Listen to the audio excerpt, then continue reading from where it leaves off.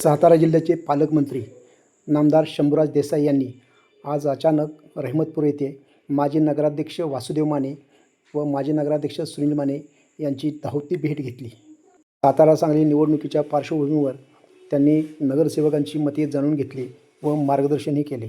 शंभूराज देसाई साहेबांनी अचानक रहमतपूरला भेट दिली आणि माझ्या निवासस्थानी येऊन उद्या होणाऱ्या निवडणुकीसंदर्भात मतदानाच्या प्रक्रियेमध्ये कशा पद्धतीनं आपण सहभाग नोंदवायचा आहे याविषयी मला मार्गदर्शन केले.